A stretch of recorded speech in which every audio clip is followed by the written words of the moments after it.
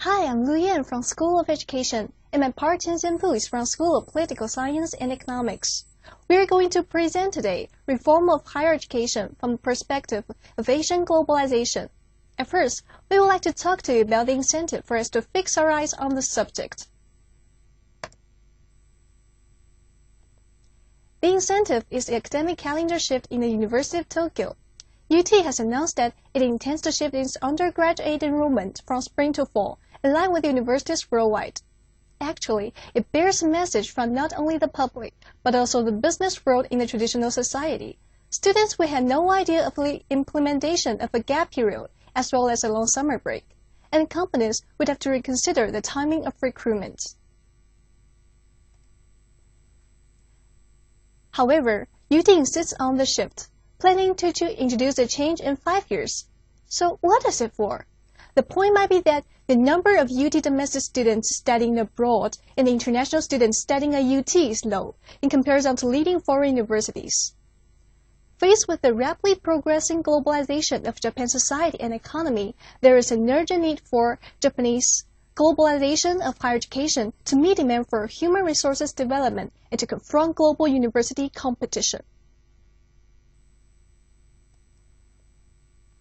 We have used globalization this word several times since the beginning, but what is globalization?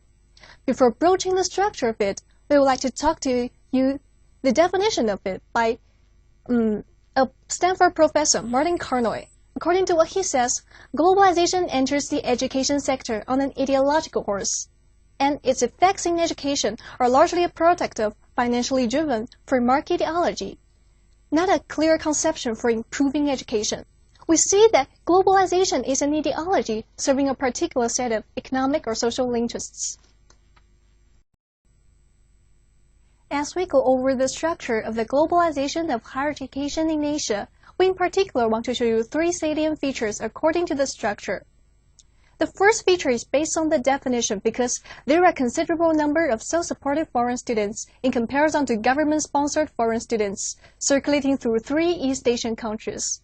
The result of it tells us that there is a widening gap between the wealthy and the poor, and the wealthy always have a tendency of achieving higher education so as to make them competitive than the poor do, and this is the first feature. Second, in comparison to the large-scale circulation from Asia to Euro-America, the circulation of students from Euro-America to Asia remains on a small level. This shows that Asia has not been well globalized.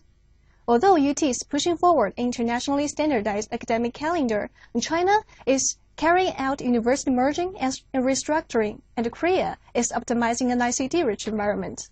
East Asian countries are just adopting independent policies of reforming higher education systems, and this values their complete globalization. In this way, so the second feature might be that they do not share the same standards and rules in order to work as a body. At last, as we mentioned in the definition of globalization as first feature, to be competitive and marketable has become the purpose of education with effects of globalization. However, the actual situation varies on the concept, since Asia is diverse and complex. For example, in South Asian Muslim majority countries such as India, most of their Islamic populations attend traditional Muslim schools. There is no science or English in the curriculum. There is no need to accept higher education because these schools see a career in the global capitalist market as undesirable. In this way, we may conclude for the third feature that religious beliefs sometimes play a dominant role of influencing higher education than the economic interests.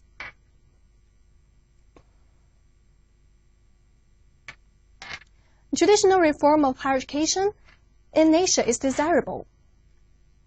But according to the first and third features, higher education in East Asia is propelled by economic and social interests, while higher education in South Asia is resisted by religious forces. It is difficult for East Asia and South Asia to realize globalization together. So far, we have introduced the structure of globalization of higher education in Asia. From the next slide, my partner will talk to you how to improve it by outlining 3 proposals. Firstly, we believe that providing scholarships is an effective solution. We would like government to provide two kinds of scholarships, one based on race, gender, and religion, which could invite Muslims who are not otherwise encouraged to receive higher education. The other one is for self-supported international students, which intended to motivate more of them to study at top universities in Asian countries. Secondly, we consider some international organizations as important in improving the globalization of higher education. We're looking forward to the role of national, transnational, and international organizations in higher education, including teacher unions. As an example, take UNESCO. UNESCO is expected to teach the students in Muslim-majority countries about education as a human right, education as a lifelong education, education quality as a key component of equity, and how to accept and view the global market. Further, it is also expected to integrate South Asia into Asian globalization. Our third proposal is to unify the standards. We would like the universities in Asian countries to establish uniform standards, not only in academic calendars, but also in curricula, the teaching languages, the application of ICT, and any other aspect. As we have examined in the incentive section, academic calendars of international standards started from a poor enrollment are favorable to the globalization of higher education in Japan and Korea. We regard the rise of English education in curriculum policy as a good start. In Waseda, there are many classes being conducted in English. We expect more English-based classes because it could promote the integration of international students in their studies. However, there is a diversity in starting grade for English instruction between different countries. Kids in Hong Kong start learning English from the first grade, while those in Indonesia from the 7th grade. A 6-year gap is considered. Japan also sets the start line from the 7th grade, but there are many students studying abroad or entering private schools which emphasize English education, so we don't compare it here. Basic education serves a bottom line of providing good holistic education. Therefore, it is another issue to be considered and debated and set the starting grade for English instruction. ICT refers to information communication technology, which can develop more efficient and effective ways of education. But there is a disparity of access to ICT education within Asia. Japan spent 9.6% of its GDP on ICT, while Indonesia 2.2%, which indicate an over 4 times gap. Moreover, only about 6% of the population in Asia with access to computers and education is from South Asian countries, such as India and Indonesia.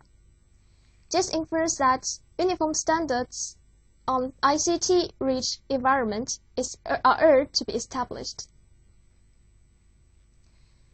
At the beginning, we saw that Asian globalization of higher education is boosted by economic development and individual needs, so that we figured out the first two features.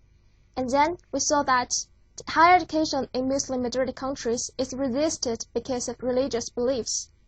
In order to solve these problems, we were proud to propose that new scholarships should be launched, and cross-border organizations should contribute more to the globalization of higher education in Asia. Furthermore, in order to achieve the collective future of the globalization of higher education, uniform standards should be established. That's all for our presentation today. Thank you very much.